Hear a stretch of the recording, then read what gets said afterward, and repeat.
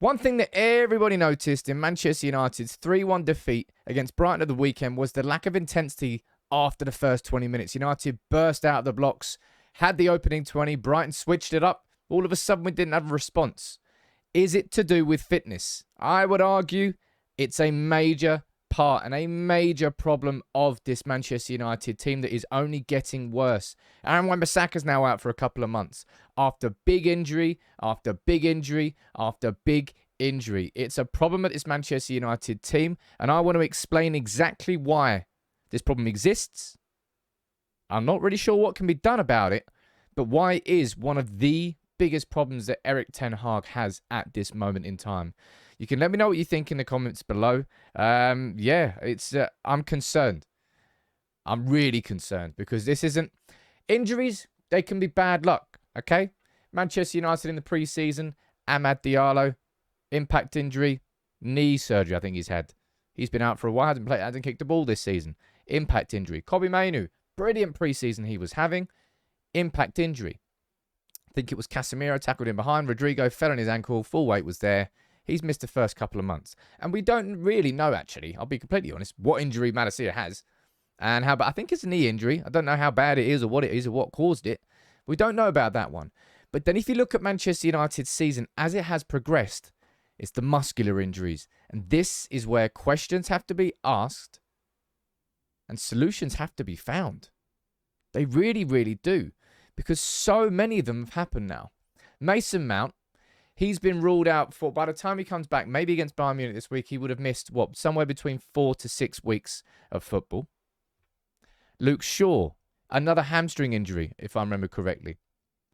He's going to miss 2 to 3 months of football by the time he comes back. I don't know, probably more towards the later end of that's 3 months. On top of that, Raphael Varane, another muscular injury. He's going to be probably missing somewhere between 4 and 6 weeks by the time he comes back for Manchester United. And today, we've got confirmation that Aaron Wan Bissaka picked up a hamstring injury when he came off the bench against Brighton at the weekend. And now he is going to miss somewhere around 2 months of action. Add on top of that, the sort of almost laughable concept that Manchester United signed Rasmus Højlund when he had a back injury and he hasn't been able to play 90 minutes for the club yet because of it. Amrabat's not kicked a ball yet for Manchester United because he's had a back injury. Those two I'm going to add more towards the categories of the Amad, Kobbie and Malacia injuries rather than your Mount, your Shaw, your Varane, your Wan Bissaka and everybody else who seems to be getting injured. Those two, well, I don't know how we managed to sign players who are injured. That's just a bit weird in the first place.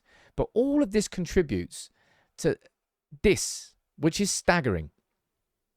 The injured, unavailable because you've got Jadon Sancho, who's obviously suspended currently. Well, Man United, not saying he's suspended. He's training with the academy team until he apologises, which I don't think he will, so I'm not sure what's going to happen there. Anthony, we know what's going on there.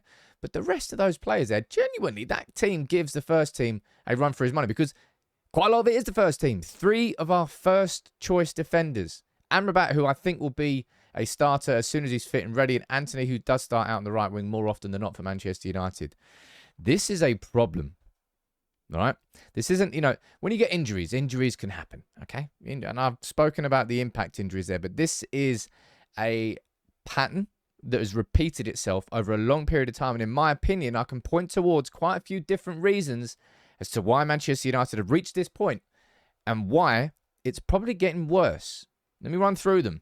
I've listed them down here in 6 points. Okay. First up, which is quite an obvious starting point. Ten Hag has a very intense style of football. We take a look here at this. The pressing intensity over time. You can see on this chart here. Let me go on this axis here. It shows you passes per defensive action. The lower the number, the more intense the press is from Manchester United. Okay, and we can see that there was a high point here of Solskjaer then back in 2018-19.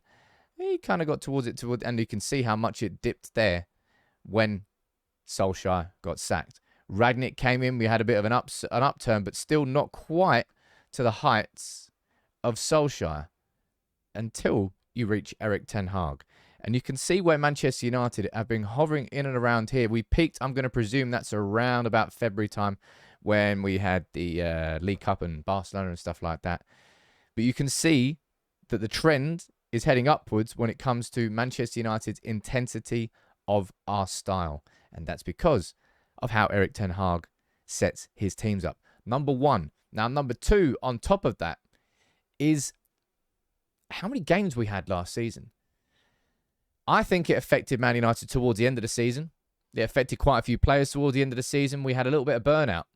And I think that there's a longer-term impact of that we are now still seeing. And also at the same time, Ten Hag wasn't really a man that likes rotating last year because he didn't trust his team. I'm still not completely sure he trusts a load of these United players as it stands. But those three things combined, a more intense style of play, an absolute overload of games last season. I think we had the most in it. Was it 62 games? Something like that. And on top of that, that lack of rotation in key areas, such as the attackers that are pressing so often and the fullbacks. I personally don't think it's any coincidence that you've seen Luke Shaw is out for a few months. You've seen now Wan Bissaka is out for a few months. Madison is kind of irrelevant. We won't really go into that one. And let's see what goes on with Reguilon and Dalot. But on top of that, and I've got it down here, right, and this is something that should definitely be discussed, is how good is Manchester United's coaching staff? Because I think a fair bit has been said about... so this is Alessandro Schoenmaker, who worked with Erik ten Hag for over 140 games at Ajax. He was and I believe he still is, if I go down here, he is the fitness coach still at Ajax. Manchester United, I think this current situation, it feels like you can't point at one thing and say, that's caused it.